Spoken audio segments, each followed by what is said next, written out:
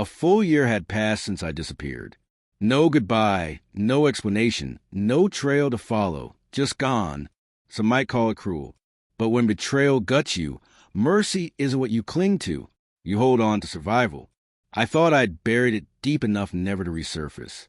Yet the past has a way of finding cracks, seeping back into your life when you least expect it. That morning was ordinary, or it should have been. Same coffee shop, same routine. I was standing in line, half lost in thought, when a chill brushed the back of my neck. I turned, and there she was, the woman who once swore forever, the one who broke me anyway. She froze when our eyes met.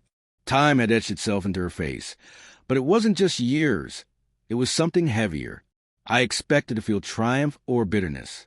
Instead, I felt only emptiness, a hollow quiet. "Hi," she said, as if nothing had burned to ash. I stayed silent. She edged closer, her movements hesitant. "Can we talk?"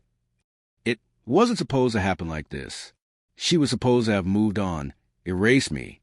Yet here she was, carrying something in her eyes, regret, or maybe just loneliness. "Why now?"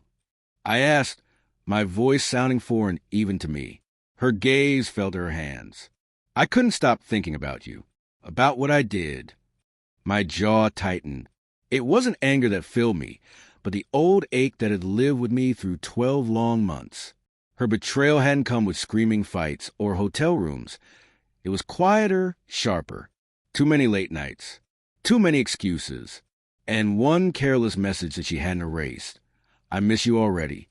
Last night was perfect." I remembered how those words cracked something inside me, fragile as glass underfoot. That night I'd walked out. No yelling, no scene. I didn't let her see the wreckage she caused. I simply vanished. Now here she was whispering, "I made a mistake." A bitter laugh almost escaped me. A mistake? Forgetting to lock the door is a mistake. Not this. Not climbing into someone else's bed while I was breaking myself at 2 jobs, trying to build what we dreamed of. Her eyes flicked up, wide and desperate. "I just want you to hear me. Please." I didn't know her anything, and yet some quiet part of me wanted to listen, not for her, but for myself. "Walk with me," I said. We moved down the sidewalk, silence broken only by passing cars. Finally, she spoke. "I never planned it. I was lonely. You were always working, always tired. I just needed to feel like I mattered." There was the explanation wrapped in confession. I'd pictured this conversation 1,000 times, and still the sting cut sharp. "I was tearing myself apart for us," I said flatly. She stopped walking. "I know. I see that now. I didn't then." Her voice broke, and for a moment I believed her sorrow. But belief doesn't stitch wounds back together. "You didn't just break my trust," I told her. "You broke me." Tears welled in her eyes. "I'm sorry. I believe you are. But sorry doesn't erase the nights I sat alone wondering what was wrong with me. Sorry doesn't put me back together." Her voice softened. "I wasn't replacing you. It was one weak moment. One moment was enough to burn it all down." She fell quiet, then reached into her pocket, pulling out a folded letter. "I wrote this weeks ago. Couldn't bring myself to send it.